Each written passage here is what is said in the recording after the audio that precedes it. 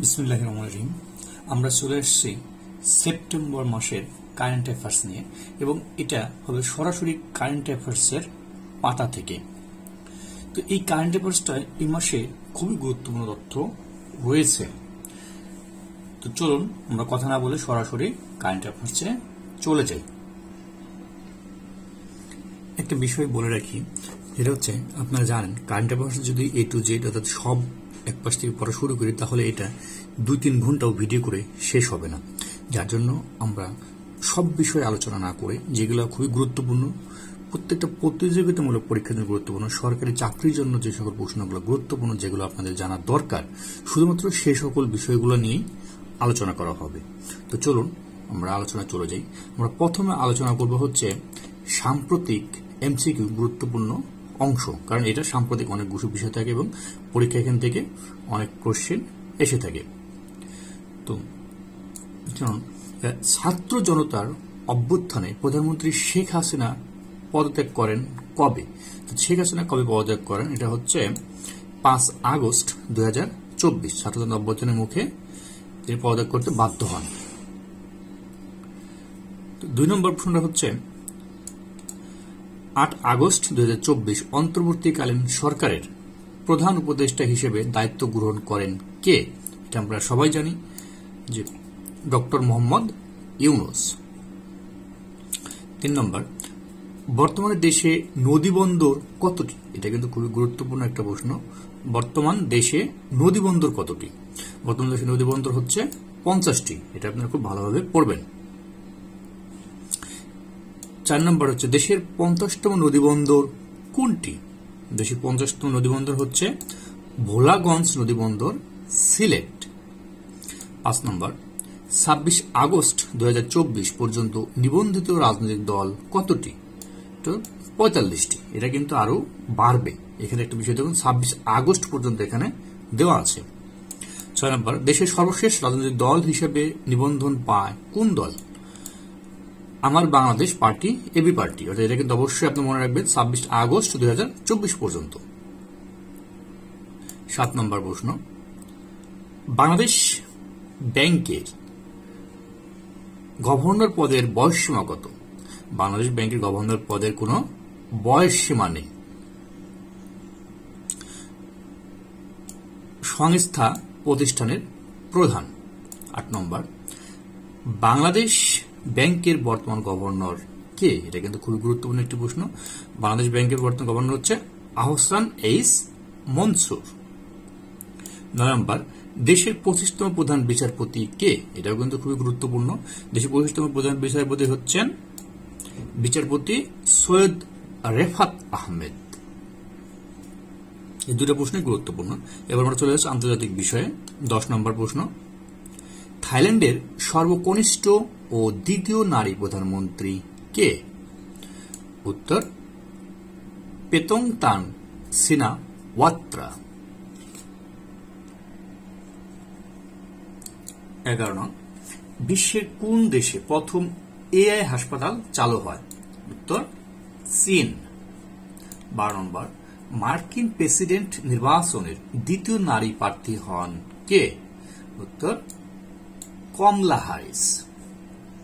এবার হচ্ছে সংস্থার সদস্য।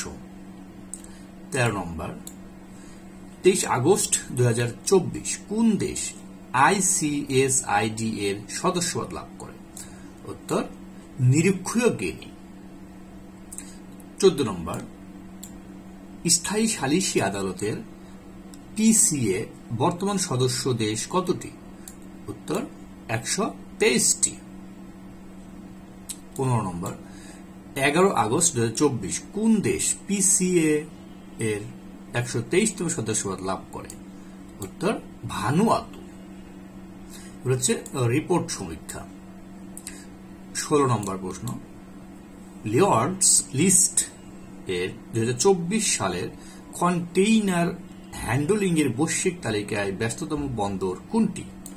উত্তর সাংহাই বন্দর, চীন। 17 নম্বর, লিওয়ার্ডস লিস্ট এর 2024 সালের কন্টেইনার হ্যান্ডলিং এর বৈশ্বিক তালিকায় চট্টগ্রাম বন্দরের অবস্থান কত? 67তম। এবার হচ্ছে বিশ্ব বাণিজ্য পরিসংখ্যান 2023। 18 নম্বর, তৈরি পোশাক রপ্তানিতে শীর্ষ দেশ কোনটি? তৈরি পোশাক রপ্তানিতে শীর্ষ দেশ হচ্ছে চীন। 19 নম্বর,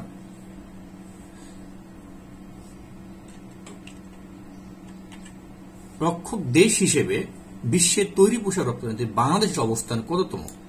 উত্তর দ্বিতীয়। বাংলাদেশের অবস্থান দ্বিতীয়, আর তৈরি পোশাক রপ্তানিতে শীর্ষ দেশ হচ্ছে চীন। শীর্ষ দেশ চীন আর দ্বিতীয় হচ্ছে বাংলাদেশ। 20, একক দেশ হিসেবে, এটা কিন্তু একক দেশ হিসেবে বিশ্বে তৈরি পোশাক রপ্তানিতে বাংলাদেশের অবস্থান হচ্ছে দ্বিতীয় একক দেশ হিসেবে। আবার 20 নম্বর হচ্ছে একক দেশ হিসেবে বিশ্বে তৈরি পোশাক রপ্তানিতে শীর্ষ দেশ কোনটি? উত্তর হচ্ছে যুক্তরাষ্ট্র। এখানে কিন্তু একটু দেখুন, একটু ভেজাল আছে। সেটা হচ্ছে তৈরি পোশাক রপ্তানিতে শীর্ষ দেশ হচ্ছে চীন, তৈরি পোশাক রপ্তানিতে শীর্ষ দেশ, ঠিক আছে। এখন বলছে একক দেশ হিসেবে বিশ্বের তৈরি পোশাক রপ্তানিতে বাংলাদেশের অবস্থান দ্বিতীয়। আবার একক দেশ হিসেবে বিশ্বে তৈরি পোশাক রপ্তানিতে, তৈরি পোশাক আমদানিতে শীর্ষ দেশ কোনটি? যুক্তরাষ্ট্র। এটা কিন্তু অবশ্যই মনে রাখবেন যে আমদানি এবং রপ্তানি, তাহলে কি হচ্ছে রপ্তানিতে হচ্ছে চীন আর আমদানিতে হচ্ছে যুক্তরাষ্ট্র। 21 নম্বর, একক দেশ হিসেবে বস্ত্র রপ্তানিতে শীর্ষ দেশ কোনটি? বস্ত্র রপ্তানিতে শীর্ষ দেশ হচ্ছে চীন। তৈরি পোশাক রপ্তানিতে শীর্ষ দেশ চীন, আবার বস্ত্র রপ্তানিতেও শীর্ষ দেশ চীন। 22, একক দেশ হিসেবে বিশ্বে বস্ত্র আমদানিতে শীর্ষ দেশ কোনটি? আমদানিতে শীর্ষ দেশ যুক্তরাষ্ট্র। তৈরি পোশাক আমদানিতে যুক্তরাষ্ট্র, আবার বস্ত্র আমদানিতেও যুক্তরাষ্ট্র একক দেশ হিসেবে। 23, একক দেশ হিসেবে বিশ্বে বস্ত্র আমদানিতে বাংলাদেশের অবস্থান কত? বস্ত্র আমদানিতে বাংলাদেশের অবস্থান চতুর্থ।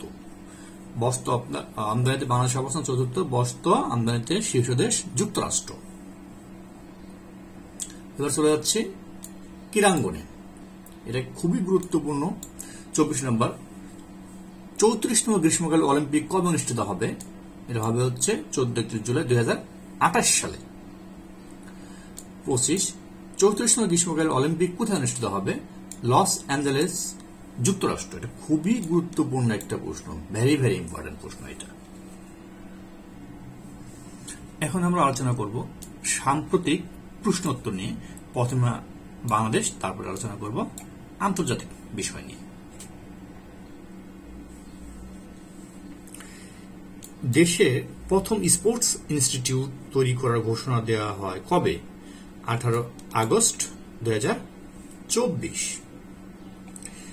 প্রশ্ন, আন্তর্জাতিক ঋণমান নির্ধারণকারী প্রতিষ্ঠান S&P গ্লোবালের তথ্য অনুযায়ী বর্তমানে বাংলাদেশের সার্বভৌম ক্রেডিট রেটিং কত? B+। অনেক প্রশ্ন আছে, সব করতে গেলে অনেক সময় লাগবে, আপনারা একটু দেখে নিন। আমি গুরুত্বপূর্ণগুলো শুধুমাত্র বলছি। সার্বজনীন পেনশন স্কিম প্রত্যয় বাতিল করা হয় কবে? উত্তর 3 আগস্ট 2024। এটা কিন্তু খুবই গুরুত্বপূর্ণ একটি প্রশ্ন। বাংলাদেশ ব্যাংকের নতুন গভর্নরের নাম কি? উত্তর হচ্ছে আহসান এইচ মনসুর। খুবই গুরুত্বপূর্ণ।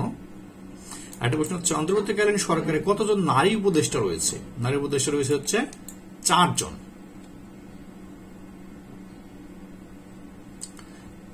বাংলাদেশ পুলিশের মহাপরিদর্শক কে? যিনি হচ্ছে আইজিপি বলা হয় তাকে। উত্তর মোহাম্মদ মঈনুল ইসলাম। এটাও ভেরি ভেরি গুরুত্বপূর্ণ প্রশ্ন। বাংলাদেশের 17তম অ্যাটর্নি জেনারেল কে? উত্তর মোহাম্মদ আসাদুজ্জামান। বাংলাদেশের 17তম অ্যাটর্নি জেনারেল কে? মোহাম্মদ আসাদুজ্জামান। আরেকটা খুবই গুরুত্বপূর্ণ প্রশ্ন সাম্প্রতিক বিষয় নিয়ে, ভেরি ভেরি ইম্পর্টেন্ট। ত্রিপুরার ডুম্বুর বাঁধ কোন নদীর উপর অবস্থিত? উত্তর হচ্ছে গোমতী নদী। এটা আপনারা ভেরি ভেরি ইম্পর্টেন্ট দিয়ে রাখেন যে ত্রিপুরার ডুম্বুর বাঁধ কোন নদীর উপর অবস্থিত? গোমতী নদীর অবস্থিত। এবং এটাও আসতে পারে যে ডুম্বুর বাঁধটা কোথায় অবস্থিত? কিন্তু অবশ্যই দেখবেন ত্রিপুরার অবস্থিত, এটা মনে রাখবেন আলাদা আগে। ত্রিপুরার অবস্থিত ডুম্বুর বাঁধ এবং হচ্ছে গোমতী নদীর উপর অবস্থিত। এখন আলোচনা করব আন্তর্জাতিক বিষয় নিয়ে। প্রশ্ন, 8 আগস্ট 2024 ক্রিপ্টোকারেন্সি র্যাঙ্কিং এ বৈধতা দেয় কোন দেশ? উত্তর রাশিয়া। 2024 সালের মার্কিন নির্বাচনে ডেমোক্রেটিক দলের প্রেসিডেন্ট প্রার্থী কমলা হ্যারিসের রানিং মেট নির্বাচিত হন কে? উত্তর টিম ওয়ালেস।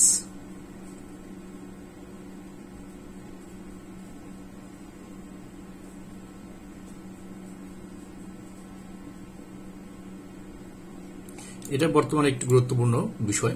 আন্তর্জাতিক গুম প্রতিরোধ দিবস কবে পালিত হয়? উত্তর 30 আগস্ট।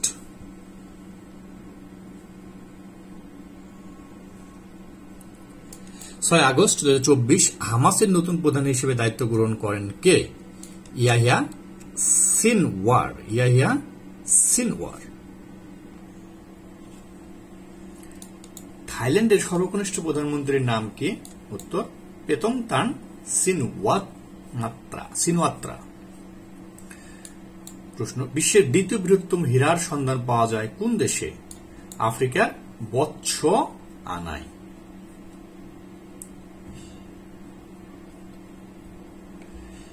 এটা খুবই গুরুত্বপূর্ণ প্রশ্ন। বৈশ্বিক রপ্তানিতে শীর্ষ দেশ কোনটি? তো চীন। তাহলে বৈশ্বিক রপ্তানিতে শীর্ষ দেশ হচ্ছে চীন। বৈশ্বিক আমদানিতে শীর্ষ দেশ কোনটি? আমদানিতে শীর্ষ দেশ যুক্তরাষ্ট্র। তাহলে সবসময় দেখা যাচ্ছে কি বৈশ্বিক মানে রপ্তানিতে শীর্ষ দেশ সবসময় চীন থাকতেছে, আর আমদানিতে সবসময় থাকতেছে যুক্তরাষ্ট্র। এই বিষয়গুলো একটু ভালোভাবে দেখে নেবেন। এবার আমরা আলোচনা করব ক্রীড়াঙ্গন নিয়ে। প্রশ্ন, বাংলাদেশ 2024 সালের আগস্ট পর্যন্ত কতটি টেস্টে জয়লাভ করে? 20টি টেস্টে জয়লাভ করে। এটা কিন্তু গুরুত্বপূর্ণ প্রশ্ন। 25 আগস্ট 2024 বাংলাদেশ কোন দেশের সাথে টেস্টে জয়লাভ করে? পাকিস্তান। খুবই গুরুত্বপূর্ণ প্রশ্ন। টেস্ট ক্রিকেটের 150 বছর পূর্তিতে মেলবোর্নে অস্ট্রেলিয়া ও ইংল্যান্ড বিশেষ ম্যাচ কবে অনুষ্ঠিত হবে? 2027 সালের মার্চে। বাংলাদেশ ক্রিকেট বোর্ড বিসিবি এর 17তম সভাপতি হন কে? তো ফারুক আহমেদ। 2024 সালে 33তম গ্রীষ্মকালীন অলিম্পিক সর্বাধিক পদক লাভ করে কোন দেশ? তো যুক্তরাষ্ট্র। তাহলে কি দাঁড়াইল? 2024 সালের 23তম গ্রীষ্মকালীন অলিম্পিকে সর্বাধিক পদক লাভ করে কোন দেশ? সর্বাধিক পদক লাভ করে হচ্ছে যুক্তরাষ্ট্র, যেটা বর্তমানে ফ্রান্সে হয়ে গেল। ঠিক আছে, সবচেয়ে বেশি লাভ করে যুক্তরাষ্ট্র, মনে রাখবেন। প্যারিস অলিম্পিকে 2024 এ স্বর্ণজয়ী শীর্ষ দেশ কোনটি? স্বর্ণজয়ী শীর্ষ দেশ যুক্তরাষ্ট্র। 40টি স্বর্ণ তারা লাভ করে। প্যারিস অলিম্পিক 2024 ম্যারাথনে পুরুষ চ্যাম্পিয়ন হন কে? উত্তর তামিরাত তোলা, ইথিওপিয়া। তামিরাত তোলা হচ্ছে ইথিওপিয়া। এটা কিন্তু খুবই গুরুত্বপূর্ণ। বর্তমানে অ্যাটর্নি জেনারেল হচ্ছে মোহাম্মদ আসাদুজ্জামান। মোহাম্মদ আসাদুজ্জামান 17তম অ্যাটর্নি জেনারেল। অবশ্যই মনে রাখবেন, এই কিন্তু বর্তমান সাম্প্রতিক সময় খুবই গুরুত্বপূর্ণ বিষয় এগুলো। দেশের 25তম প্রধান বিচারপতি হচ্ছেন কে? সৈয়দ রেফাত আহমেদ। সৈয়দ রেফাত আহমেদ হচ্ছে দেশের 25তম প্রধান বিচারপতি। এগুলো কিন্তু খুবই গুরুত্বপূর্ণ। ঠিক আছে, আবার বলছে বাংলাদেশ ব্যাংকের গভর্নর। বাংলাদেশ ব্যাংকের গভর্নর কে? আহসান এইস মনসুর। ঠিক আছে, আহসান এইস মনসুর। এগুলা খুবই গুরুত্বপূর্ণ। এই তিনটাতে আপনারা অনেক প্রশ্ন পাবেন এই তিনটা থেকে। অর্থাৎ দেশের প্রধান বিচারপতি, বাংলাদেশ ব্যাংকের গভর্নর এবং অ্যাটর্নি জেনারেল, এই তিনটা বিষয় আপনারা খুব ভালোভাবে মনে রাখবেন। এবার খেলাধুলার একটা বিষয় আমরা আলোচনা করি, যেটা খুবই গুরুত্বপূর্ণ।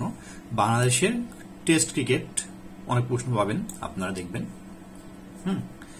এই টেস্ট ক্রিকেটে বাংলাদেশের একটা বিষয় হচ্ছে প্রথম টেস্ট জয় করে বাংলাদেশ কোন দেশের বিপক্ষে? সেটা হচ্ছে জিম্বাবু। জিম্বাবুয়ের বিপক্ষে বাংলাদেশ প্রথম টেস্ট জয় করে। এর ম্যান অফ দ্য ম্যাচ হচ্ছে এনামুল হক বিজয়। এগুলো মনে রাখবেন। প্রথম অবশ্যই মনে রাখবেন এবং শেষটাও মনে রাখবেন। শেষে জয়লাভ করেছে পাকিস্তানের বিপক্ষে 10 উইকেটে। এটা হচ্ছে ম্যান অফ দ্য ম্যাচ হচ্ছে মুশফিকুর রহিম। এটা কিন্তু খুবই গুরুত্বপূর্ণ। সর্বশেষ জয়লাভ করে হচ্ছে পাকিস্তানের বিপক্ষে, যেটা বাংলাদেশ পাকিস্তানকে হোয়াইট ওয়াশ করে। ঠিক আছে, এটা মনে রাখবেন। আরেকটা বিষয় যেটা খুবই গুরুত্বপূর্ণ একটা বিষয়, নারী টি-20 বিশ্বকাপ 2024। এটা এই কারণে গুরুত্বপূর্ণ যে এটা বাংলাদেশে হওয়ার কথা ছিল। বাংলাদেশের রাজনৈতিক প্রেক্ষাপট বা যে কারণেই হোক, আইসিসি ভার্চুয়াল বোর্ড সভায় সিদ্ধান্ত নেয় হচ্ছে এটা বাংলাদেশে হবে না। এইটা অনুষ্ঠিত হবে হচ্ছে সংযুক্ত আরব আমিরাতে অনুষ্ঠিত হবে। বাংলাদেশের পরিবর্তে নারী টি-20 বিশ্বকাপ 2024 অনুষ্ঠিত হবে হচ্ছে সংযুক্ত আরব আমিরাতে। এটা অবশ্যই মনে রাখবেন। আর যারা টিকিট তারা একবার দেখে নিন যে বাংলাদেশ প্রাইজ বন্ডের 116তম ড্র হয়েছে 31 জুলাই।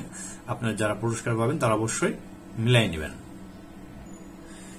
এখন আমরা সংক্ষিপ্ত আলোচনা করব জেনজি সম্পর্কে, কারণ এটা খুবই পরিচিত একটি শব্দ এবং বর্তমানে খুবই আলোচনা এসেছে ছাত্র আন্দোলনকে কেন্দ্র করে।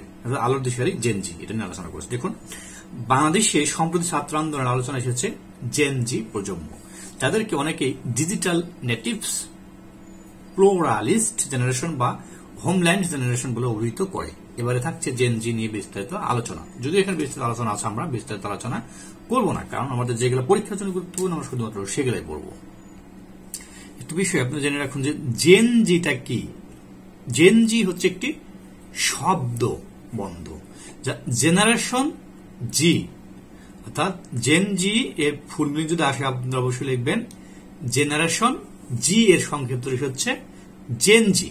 অর্থাৎ যারা 1997 থেকে 2012 সালের মধ্যে জন্মগ্রহণ করছে তারাই এই জেনজি এর অন্তর্ভুক্ত। কত অন্তর্ভুক্ত?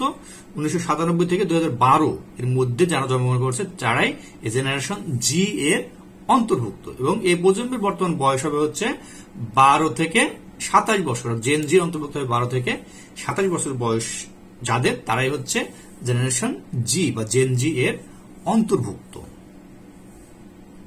এখানে বৈশিষ্ট্য আছে, আপনারা একটু ভিডিওটা পোস্ট করে দেখে নিন। আমি হালকা করে দিয়ে যাচ্ছি, কারণ এতগুলো পড়তে গেলে অনেক সময় লাগবে।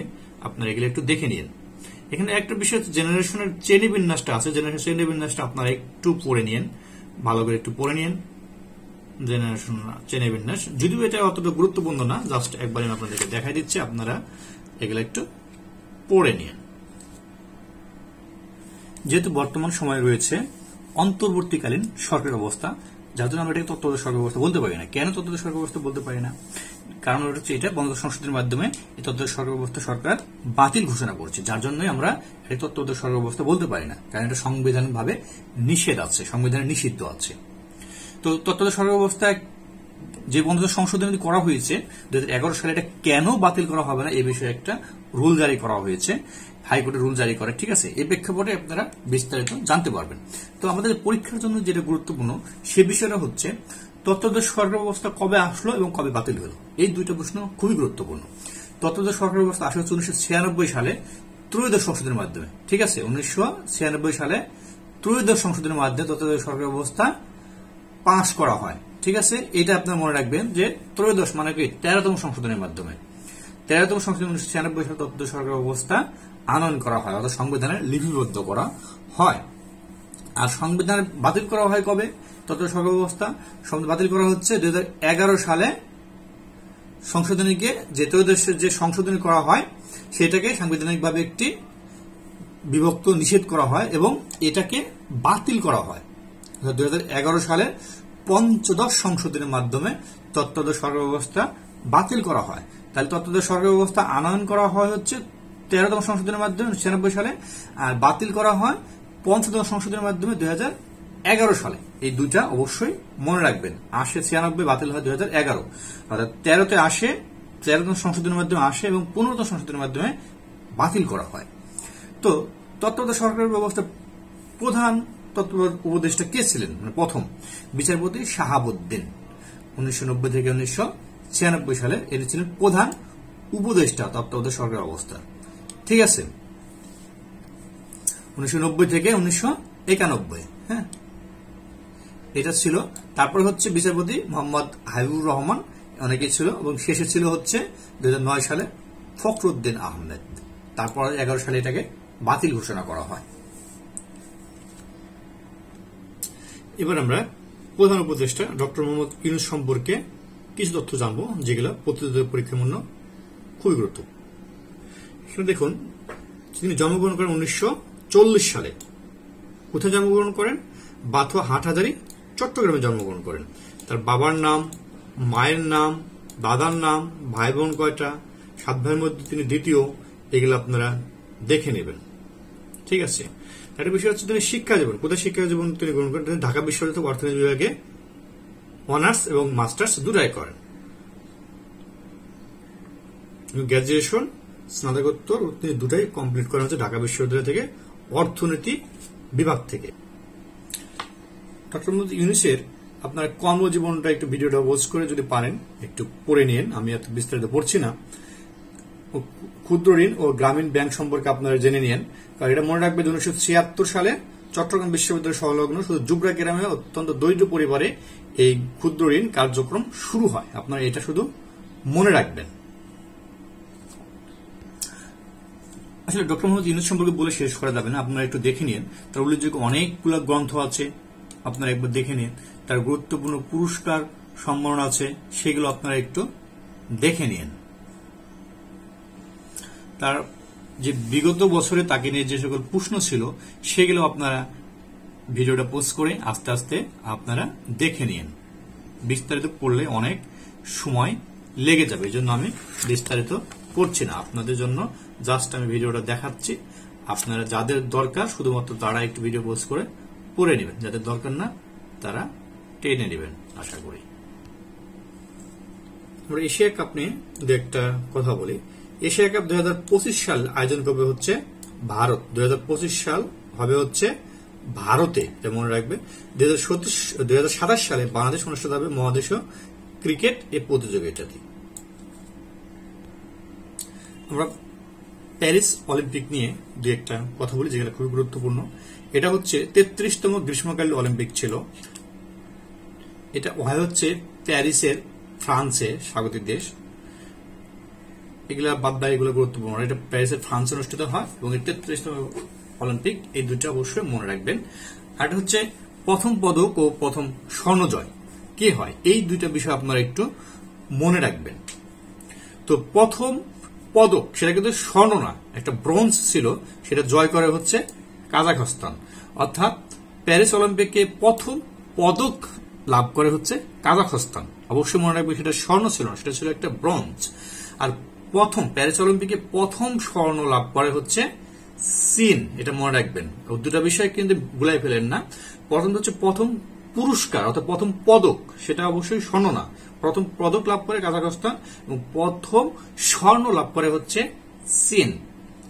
এখানে দলগত স্বর্ণপদক জয়ের লিস্ট দেওয়া আছে, আপনারা একটু দেখে নিন কে কে লাভ করে, কারণ পড়তে গেলে অনেক সময় লাগবে, অনেক লং হয়ে গেছে, আর বেশি বাড়াবো না, শুধুমাত্র গুরুত্বপূর্ণ বিষয়গুলো নিয়ে আলোচনা হবে। এটা দেখেন যে প্যারিস অলিম্পিকে পদক তালিকায় শীর্ষ দেশগুলোর নাম এখানে দেওয়া আছে, আপনারা একটু দেখে নিন। শীর্ষ দেশ হচ্ছে যুক্তরাষ্ট্র এবং চীন, দুটি দেশই হচ্ছে দেখুন 40টা করে স্বর্ণ লাভ করে। যুক্তরাষ্ট্র এবং চীন দুটি 40টা করে স্বর্ণ পদক। বর্তমানে উদীয়মান অর্থনীতির জোট ব্রিক্স নিয়ে আমরা কয়েকটা কথা বলবো, যেগুলো পরীক্ষার জন্য খুবই গুরুত্বপূর্ণ, শুধুমাত্র সেগুলাই। জোট গঠনের উদ্যোক্তা দেশ ছিল রাশিয়া, এটা যাত্রা শুরু করা হচ্ছে 2009 সালে। প্রতিষ্ঠাকারী সদস্য দেশ ছিল 4টি, ব্রাজিল, রাশিয়া, ভারত ও চীন। বর্তমান সদস্য দেশ হচ্ছে 9টি। আর এর কোনো সদর দপ্তর, এটা খুবই গুরুত্বপূর্ণ, ব্রিক্সের কোনো সদর দপ্তর নেই। বর্তমান হচ্ছে চেয়ার হচ্ছে ভ্লাদিমির পুতিন, রাশিয়ার প্রেসিডেন্ট। সর্বশেষ সম্মেলন হয় হচ্ছে 2023 সালে দক্ষিণ আফ্রিকায়। কারণ ব্রিক্স অনেক গুরুত্বপূর্ণ একটি বিষয়, পরীক্ষায় অনেক এসে থাকে ব্রিক্স নিয়ে, এই জন্য হচ্ছে ব্রিক্সটা আপনারা একটু এক নজরে ফ্যাক্ট ফাইলটা দেখে নেবেন। ব্রিক্সের শীর্ষ সম্মেলন একটা বিষয় দেখুন। প্রথম সম্মেলন হয় হচ্ছে রাশিয়ায়, মনে রাখুন প্রথম সম্মেলন হয় হচ্ছে রাশিয়ায় ব্রিক্সের, এবং বর্তমানে 24 সালে যে সম্মেলন হবে সেটা হবে হচ্ছে রাশিয়া। প্রথম সম্মেলন রাশিয়ায় হয় এবং 24 সালে 16তম সম্মেলন রাশিয়ায় হবে। সেপ্টেম্বরের কারেন্ট অ্যাফেয়ার্সের এগুলো ছিল আসলেই মেল গুরুত্বপূর্ণ বিষয়। তো আপনারা ভালো থাকবেন, সুস্থ থাকবেন, সেপ্টেম্বরের কারেন্ট অ্যাফেয়ার্সটা ভালোভাবে পড়বেন, কারণ এখানে অনেক গুরুত্বপূর্ণ বিষয় আছে যা আপনারা দেখলেন, যেখান থেকে অনেক প্রশ্ন আসবে, কারণ খুবই সাম্প্রতিক এবং এমন কিছু ঘটনা ঘটছে যেগুলো পরীক্ষায় বারবার এসে থাকে।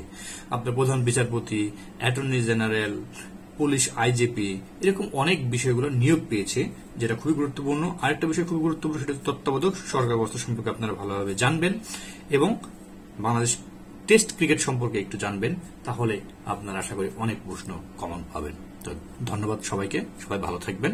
আসসালামু আলাইকুম ওয়া রাহমাতুল্লাহ ওয়া বারাকাতুহু।